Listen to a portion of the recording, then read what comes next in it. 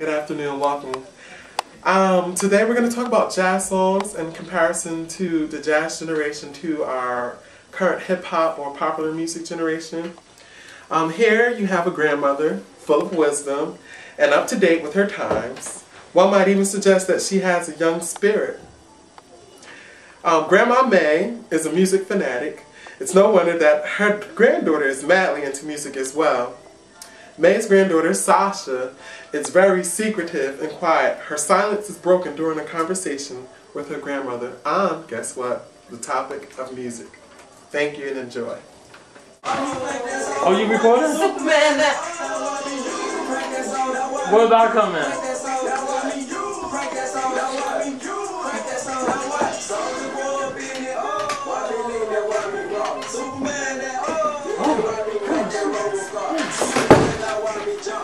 Hey, baby. Baby. Hi, Mama. What you doing? Just listening to music. What the? Oh, Lord. What music is that? Superman. You youngsters and this stuff y'all call music. This crap ain't real music. It not only lacks substance, but how in the world can you move to this? There ain't no real message, no true instrumentation. You's all walking around talking about crank that Superman and super soak that hoe. Yeah. Half of y'all youngins, even though go back.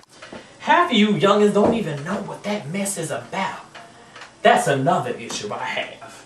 You all walk around knowing this mess word for word and couldn't even tell me what it means. None less say your ABCs.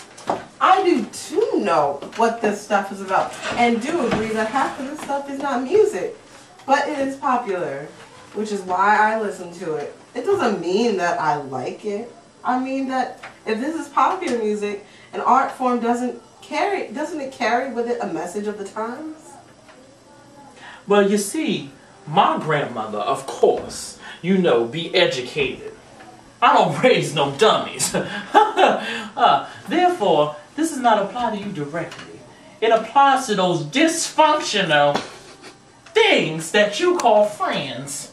I know you hang with them to lead them from their primitive ways. Bless your heart, girl. Ma, I so resent that. Those dysfunctional people are my friends because I like them and they like me. You just don't like them because of their opinions. Have you ever once had a conversation with them? Each of my friends are very smart. I think you really don't like them because they look like rockers and rappers on TV. Well, I don't like many of those rappers or rockers. The ones that I do like have something to say, both lyrically and musically. They also present themselves with class. They're a type of youngsters that makes me wish that I was young again. I tell you, I have a field day with Common. Oh my God, that LL Cool J. Oh shit!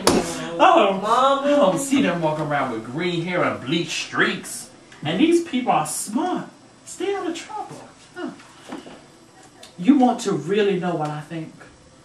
I think that there is a handful of popular artists of genres that were born in the wrong time.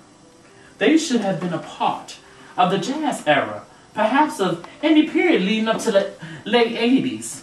Anything after that I consider questionable. Now see, I'm a product of the jazz era. We had class, style, substance, and red music. Our music was not all about sex or degrading ourselves. Our music made you want to move and groove. It put a smile on your face and made you forget about the day. We didn't have videos of video holes for that matter. It was just such an innocent time. It was so much easier to look for good music from the past than from present, Sash. No? Ma, I do agree with you in some ways. But I must correct you on some others and the light on something that has always bothered me. I know that there are songs that have sparked movements. I know that music was rich and full of texture, and I also know that music from your time paved the way for music now. One thing that I definitely disagree with is your statement of the time being innocent. It wasn't. There might not have been videos or video hoes, pardon me, but there were professional prostitutes and pimps. Thus, where the meaning behind today's popular music Crank That Superman came from. Our generation is not as blind as the older one, and I'm sorry, shall I say, seasoned folks view us to be. Musically, the jazz era paved the way. Lyrically, I highly doubt that many people understood the messages behind jazz songs. For example, Mrs. Otis Regrets by Cole Porter.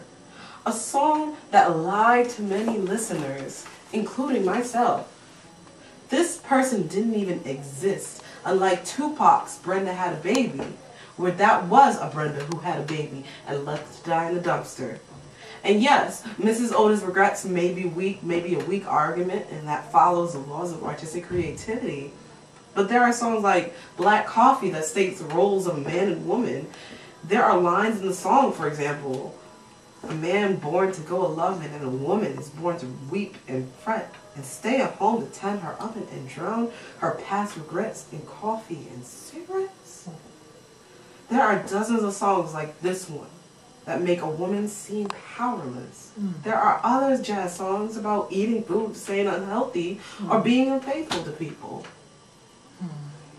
My, I forget how smart you are. I guess you are right, sweetheart. There definitely is a lesson learned from this old owl, from our conversation. Many of the songs that we claim to like and genres that we claim to know about should be backed up with true understanding. Perhaps there is not much difference in the popular music among the generations.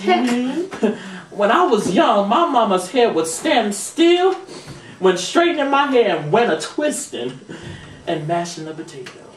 The jazz era was a wonderful time, paving the way, but I guess it's not as innocent as that popular artists today are continuing the legacy, even though the number is few.